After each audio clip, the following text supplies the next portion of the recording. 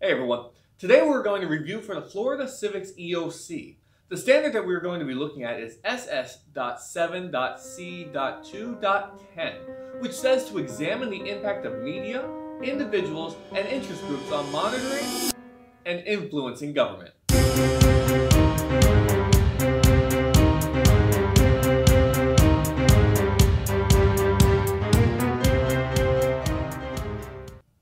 How's it going, everybody? Welcome to Virtual History 360. I'm Mr. Wade, and this is Flipping Civics.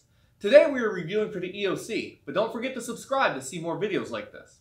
Let's get started. Standard 2.10 is all about the media and interest groups. Although both groups are about as different as can be, they can both be tied to the government. So let's focus on one group at a time. Let's begin with the media. A lot of information is going around today, and it's hard to distinguish fact from fiction in many cases. This is where the term bias is important. Everybody has their own spin to put on things, but you have to be careful. Try to avoid news outlets who lean one way or the other, and try to get your information from sources in the middle. When you do this, you can appreciate one of the services that the media provides, and that's being a watchdog.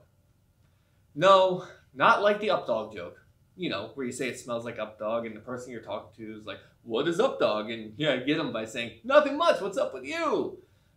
Then you have a good laugh, right? But this is different.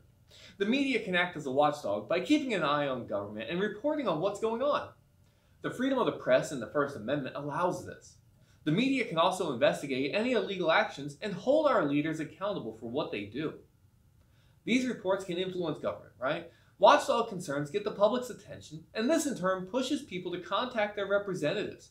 Citizens can exercise their First Amendment right to petition the government for change. The problem is that when the media is viewed as unreliable, there is less accountability. Reliability is what allows the media to influence, but without it, the citizens are less likely to have their votes swayed one way or the other.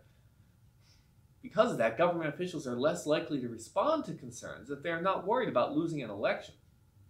It's kind of a mess, right? But just know that being an informed citizen is very, very important. Always look for multiple sources to verify your information, and make sure you're not just hearing somebody's opinion all the time. All right, let's move on to the other one. The other group I want to talk about are the interest groups. This is another complicated issue, but let's try and simplify it as much as possible. Interest groups use their First Amendment rights to peaceable assembly, free speech, and petition to monitor and influence the government. Interest groups are groups that form because of a common goal. You know, you have a similar idea, so you group those people together, right? And once they're together, they attempt to influence people by working together to achieve that goal. Interest groups can work with members of Congress or with other elected legislators to get laws passed. This is usually referred to as lobbying. The term lobbying comes from the idea that these groups would wait in the hallway or lobby of Parliament and try to talk to the politicians. In fact, in U.S. history, I'll give you an example. President Grant would oftentimes go down to the Willard Hotel in Washington, D.C. for a cigar and glass of brandy. There, lobbyists would try to buy him a drink in order to be able to sit down and talk to him. All right, now the term lobbyist, it has some negative connotations. I'll agree to that. But they really do serve a purpose.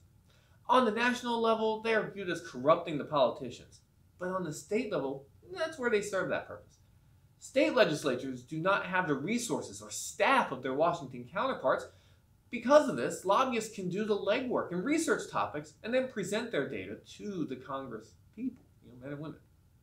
It's still up to those state legislatures to read and make informed decisions, but this does speed up the process.